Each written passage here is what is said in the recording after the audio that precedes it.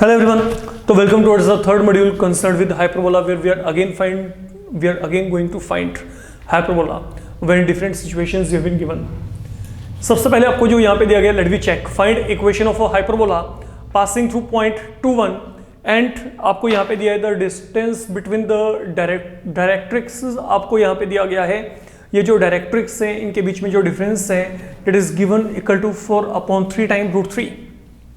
ठीक है, तो these are the two things are given here. Look now find the equation of a hyperbola passing through point 21 and then आपके पास यहाँ पे क्या है, the distance between their directrix that is given 4/3 time √3. तो पहली बात तो क्योंकि हाइपरबोला यहाँ पे आपको क्लियर नहीं है कि कौन सा लेके चलें, तो हम यहाँ पे हॉरिजॉन्टल हाइपरबोला को अपना रेफरेंस हाइपरबोला यहाँ पे फिलहाल के लिए लेकर चलेंगे. तो यहाँ पे पहला काम, let equation of hyperbola be x² minus y² = 1. तो मैंने यहाँ पे हाइपरबोला को एज्यूम कर लिया फिलहाल के लिए. फाइन, बच्चे now it passes through point 21. It contains 21, तो इट मीन 21 इसको सेटिस्फाई करेगा. तो यहाँ पे x के प्लेस में 2 और y के प्लेस में मैंने 1 फिल कर दिया. तो that is one equation I am getting here. अब मेरी बात को बड़े आराम से समझ के चलें. देखिए आपको यहाँ पे क्या दिया गया है, you are given the distance between the directrix that is given 4/3 √3. तो यू नो कि जो आपके पास ये डिस्टेंस होता है between the two directrix you are given here, ये क्या होता है 2a/e के इक्वल. कारण अगर ये मेरे पास यहाँ पर मैं हाइपरबोला एज्यूम करता हूँ और this is your directrix, so called x = a/e minus a/e and that is your center. तो ये लेंथ यहाँ पे क्या है, a/e ये है, a/e ये है, तो ये क्या आएगा 2 टाइम a/e. ओके, तो that is how things are moving ahead. You know that. अब आपको ये जो लेंथ है, now this value it is given equal to 4/3 time √3. तो let me equate them. तो a/e की वैल्यू क्या आ गई 2/√3. देखा जाए यहाँ पे 2/√3. तो यहां से e की वैल्यू क्या आएगी, let me gate e value from here. √3/2 time a. Calculation point of view this problem can be a good problem I can से. तो फिलहाल के लिए मेरे पास कुछ नहीं आ रहा, कुछ रिलेशंस ही यहाँ पे मेंटेन हो रहे हैं. ठीक है, एक रिलेशन यहाँ पे मेरे पास ये आ गया, एक रिलेशन यहाँ पे ये आ गया, but I am not getting any a and b here. तो now what you need to do, अब आपको यहाँ पे जो है major relation connecting a b and e that is what we will be introducing right here. तो हमने यहाँ पे इस रिलेशन को फिलहाल के लिए इंट्रोड्यूस कर दिया. अब यहाँ पे चेक करो what is the value of e here. e की वैल्यू क्या है √3/2 टाइम a. तो यहाँ पे स्क्वायरिंग करेंगे आई will be getting something like this. और अगर मैं यहाँ पे एलसीएम भी लेके चला तो this is a kind of value we are going to have with us. ये हमारे पास यहाँ पे कुछ इस तरीके का वैल्यू आ जाएगा. I can say like that. अब जब इतना काम आपका हो गया, now we are all set to fill this value right here. Let me substitute this value right in 1. क्योंकि अगर आप ये वैल्यू को यहाँ पे b² को यहाँ पे फिल करेंगे तो ये पूरे का पूरा एक्सप्रेशन थ्रू आउट a में आ जाएगा एंड देन वहां से हम a को असेस कर लेंगे. तो अभी हम यहाँ पे क्या कर रहे हैं, we are going to fill this value right here. तो यहाँ पे क्या आएगा, 1 becomes look 4/a². That is reciprocal of b². तो reciprocal we are going to consider is equal to क्या आ गया 1. From here if you say okay, अब अगर आप यहाँ पे देखो चेक करो इसको, आप यहाँ पे 4/a² को it can be taken as a common term. तो जैसे ही बच्चे आपने 4/a² को कॉमन लिया, this is something you will get. Now what you need to do, अब आप यहाँ पे LCM लेके चलेंगे. तो जब आप एलसीएम लेके चलेंगे it will become 3a² minus 5/3a² minus 4 is equal to 1. Now let we simplify it further. अगर आपने इसको फर्दर सिंप्लीफाई किया, ठीक है, ये देखो यहाँ पे मल्टीप्लाई करेंगे 12a², 4 3 12a² माइनस 20 अपॉन इनको मल्टीप्लाई करके क्या आएगा 3a⁴ minus 4a² that is equal to 1. I'm reaching here. अब जब इतना काम आपका हो गया, लेट वी क्रॉस मल्टीप्लाई, हमने यहां पे इसको क्रॉस मल्टीप्लाई कर दिया, fine. And now 3a power 4 minus 4a square, इसको आप यहां पे ले आओ, minus of 12a square plus 20 is equal to क्या आ गया, 0 आ गया। तो ये यहां पे क्या हमने कहा 3a power 4 minus plus 20 is equal to 0 here. तो अब आपने क्या करना है, now you need to make factors here, separating the middle term. तो अगर आप यहाँ पे सेपरेटिंग द मिडिल टर्म के हिसाब से चलते हैं, अगर आप यहाँ पे फैक्टर बनाएंगे तो बच्चे सेपरेटिंग द मिडिल टर्म करके ये -10 and -6 is something you should be getting. I hope this thing can be done. अब यहाँ से we are all now ready to go ahead with values of a square. अब देखेंगे यहाँ पे ए square की वैल्यू क्या आएगी, यहाँ से ए स्क्वायर कॉमन लिया, यहां से आपने -2 कॉमन लिया, तो in all 3a square minus 10 can be taken out, you are left with a square minus of 2। तो product of 2 term equal to 0, it mean a square की वैल्यू या तो क्या आएगी 10/3 या a स्क्वायर की value 2। Okay, wait and watch. And अब आपने यहां पे करना क्या, सुनो यहां पे अब जो मेरे पास यहां पे वैल्यूज आ रही हैं, okay, let we make use of these values right here। यहां पे इनको यूजेस में लेके चलते हैं एंड देखते हैं कि यहां पे b स्क्वायर की वैल्यू हमारे पास क्या आएगी। लुक, सुनो यहां पे अगर मैं यहां पर a स्क्वायर की वैल्यू को 10/3 लिया तो फाइन, तो व्हाट डू वी गेट, पहले अब इसको समझ के चलना। b स्क्वायर की वैल्यू क्या आएगी, a स्क्वायर की वैल्यू क्या है 10/3, ठीक है। देन आपके पास क्या आएगा 3 इंटू 10/3 माइनस 4/4। तो ये मेरे पास आपस में क्या हो गया, कैंसिल। तो हमने यहाँ पे क्या किया, हमने b स्क्वायर की वैल्यू को निकालना है, तो b स्क्वायर की वैल्यू को निकालने के लिए मैंने यहाँ पे a स्क्वायर का वैल्यू 10/3 यहाँ पे और यहाँ पे सब्स्टिट्यूट कर दिया और कुछ भी नहीं किया गया, आप चेक कर सकती हैं। तो what does this become 10/3 into 6/4, fine. तो ultimately what does this provide you, ये 3 2 ये कैंसल 2 2, तो यहां पे क्या आएगा 5, तो मतलब b स्क्वायर की वैल्यू यहां पे क्या आ गई 5 आ गई, फाइन। एंड देन अगर मैं यही यहां पे a स्क्वायर की वैल्यू को 2 फिल किया तो चेक करना कि वहां पे b स्क्वायर की वैल्यू क्या आएगी। And if a square equal to 2 then b square की वैल्यू हमारे पास यहां पे क्या आएगी, let we check 2 times 3 into 2 यहां पे 6 माइनस 4/4, तो b स्क्वायर की वैल्यू क्या रही है 1, तो b स्क्वायर की वैल्यू यहाँ पे क्या रही है 1। वैसे आपके पास यहाँ पे मल्टीपल वैल्यूज आती नहीं है। वेट एक बार दोबारा से चेक कर लेते हैं, कोई कैलकुलेशन में कोई एरर तो नहीं है। यहाँ पे आपके पास 3a पावर 4, यहाँ पे 4a स्क्वायर, यहाँ पे आपके पास ऊपर क्या बचा हुआ था 4 3 12a स्क्वायर 4 5 20। तो अगर आपने इसको यहाँ पे इस तरफ शिफ्ट किया तो यहाँ पे ये क्या आ गया आपके पास फिलहाल के लिए, ये 12a स्क्वायर वहाँ पे आके माइनस बन जाएगा, ये यहाँ पे प्लस बन गया, ये आपके पास वैल्यू बच गई।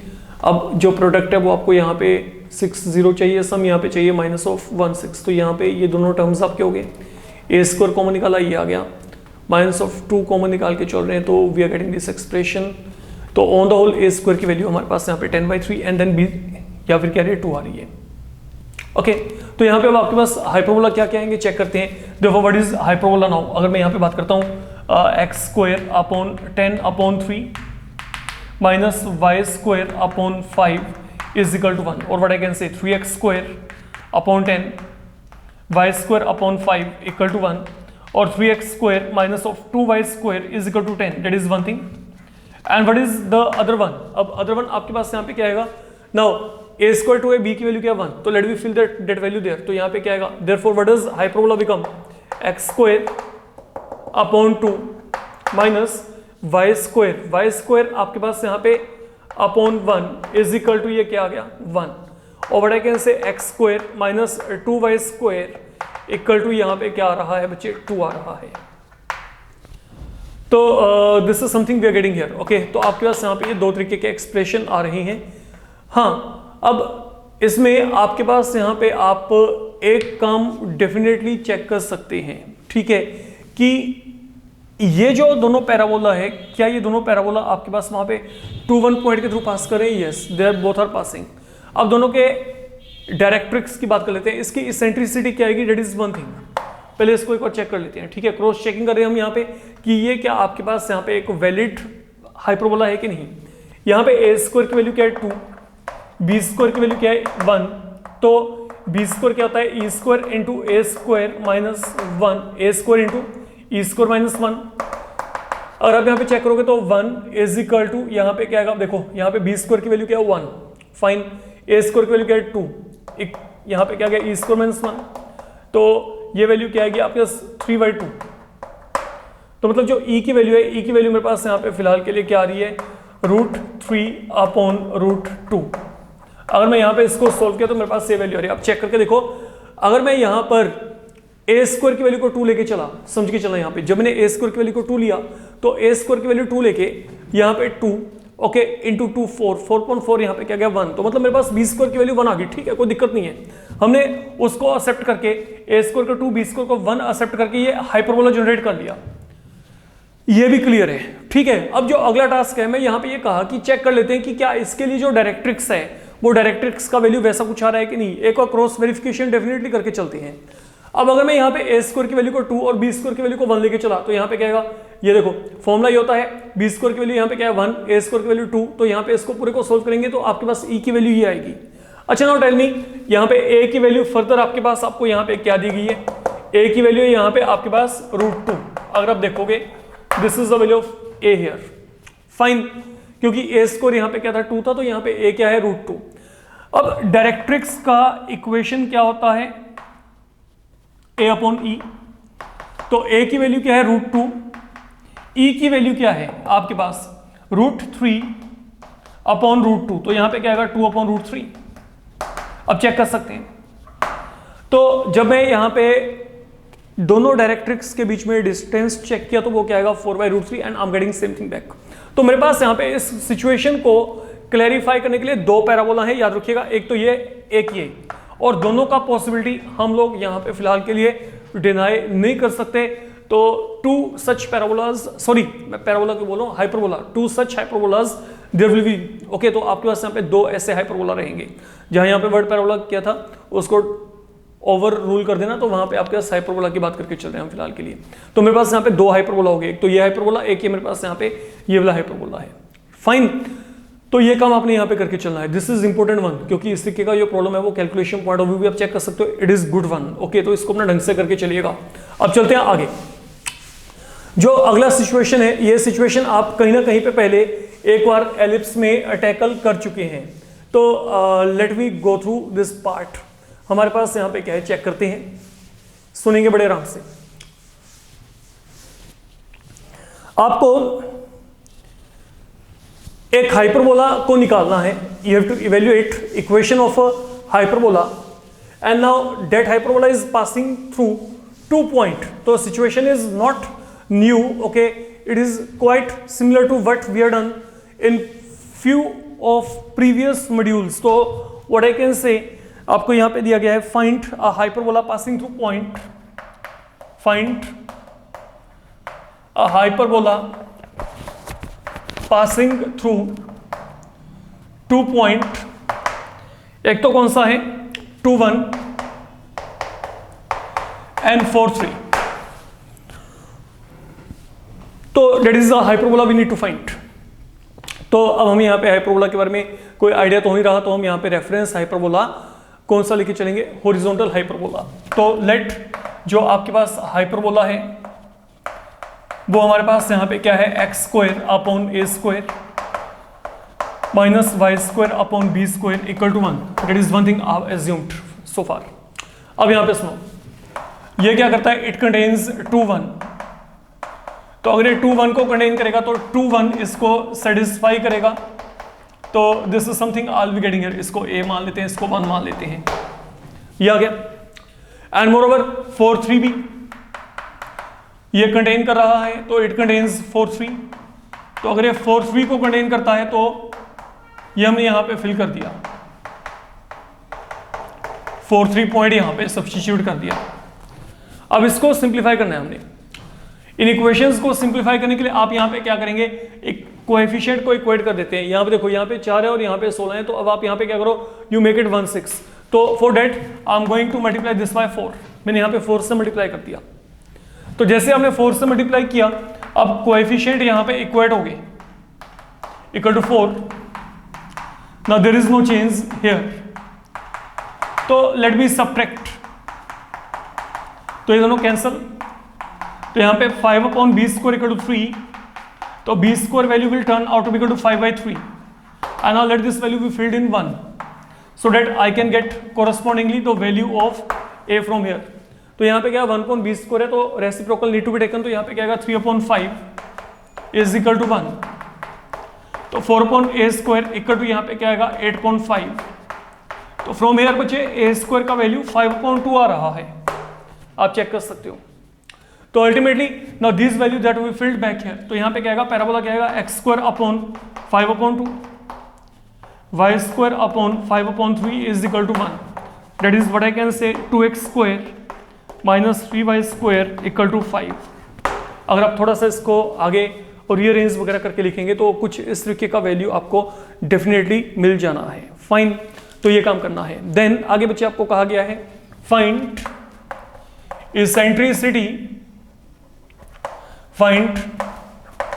इसेंट्रिसिटी ऑफ हाइपरबोला इफ आपको दिया है length of conjugate axis that is 3/4 time length of transversal axis।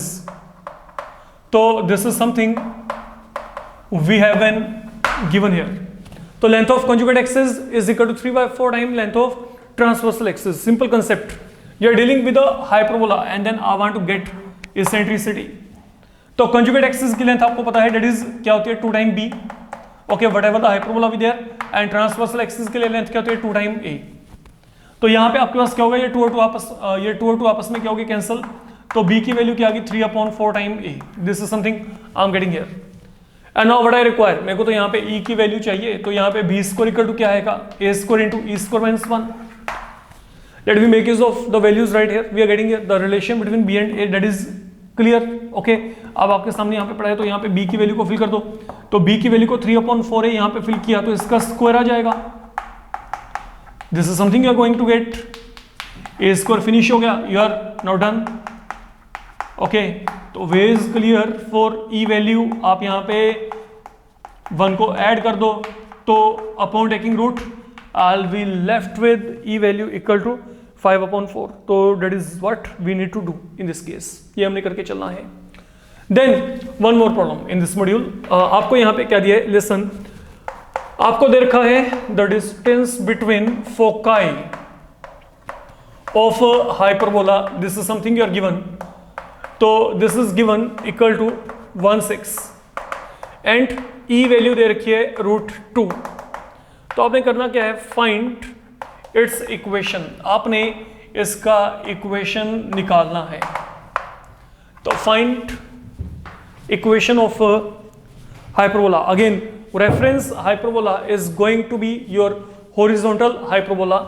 तो अब आपको यहां पे क्या रखा है, the distance between the foci, तो two foci whenever you are going to have horizontal hyperbola, okay, तो जो फोकाई होते हैं के कोऑर्डिनेट क्या है, AE एंड 0, और यहाँ पे क्या है -AE एंड 0। तो इन दोनों के बीच में ये जो डिस्टेंस है ये क्या है 2 टाइम AE। तो यहाँ पे क्या दिया गया है 2 टाइम AE, ये हमारे पास यहाँ पे क्या है 1/6 के कल, तो AE की वैल्यू क्या है 8। मोर ओवर E वैल्यू दे रखी है, तो अगर E यहाँ पे √2 है तो यहाँ पे फिल कर दो, तो यहाँ पे A की वैल्यू क्या आएगी 8/√2, दैट विल बिकम 4√2। तो that is the value of A there. आपको A पता है, आपको AE पता है, B निकाल लो यहाँ पे, तो B स्क्वायर की वैल्यू है यहाँ पे क्या है A square into E square minus 1, मतलब यहाँ पे क्या है A square E square minus A square. AE की वैल्यू ये पड़ी है, A स्क्वायर का वैल्यू ये पड़ा है, तो यहाँ पे क्या आएगा 32, तो B स्क्वायर की वैल्यू क्या आ गई 32। You will be getting B square here. तो जैसे आपको यहाँ पे A, अब आपको देखो पता लग गया A square and B square they are with you, तो now what is the equation here, तो इक्वेशन ऑफ हाइपरबोला, अब ये हम यहाँ पे पहले से ही हॉरिजॉन्टल फॉर्मेट में इसको एज्यूम करके चल रहे हैं, you can see to it. Fine. तो अब मेरे पास यहाँ पे जो ऑन द होल वैल्यू है, अब यहाँ पे ए स्क्वायर भी 32 है, ये भी क्या है 32 है, तो ये मेरे पास एक जो है इक्विलेटरल हाइपरबोला है, जैसे कि मैंने आपको बताया था। यहाँ पे आपके पास ए स्क्वायर क्या रहा है, बी स्क्वायर के इक्वल आ रहा है, you can check that one, क्योंकि ए स्क्वायर भी यहाँ पे 32 है एंड बी स्क्वायर भी यहाँ पे क्या 32 है। तो बस आपने यहाँ पे वैल्यू को सब्स्टिट्यूट करना है, कहाँ पे, यहाँ पे वैल्यू फिल कर दो। तो what is your hyperbola become, that will become x square minus y square equal to 32। तो that is all you need to do in this case. I hope this can be done fine. तो we are doing this much in this module. Okay, let you wait for the upcoming module, जहाँ पे हम कुछ word problems को take over करके चलेंगे, जो कि इंपॉर्टेंट वन है from hyperbola point of view. तो all is enough for this particular moment. Thank you.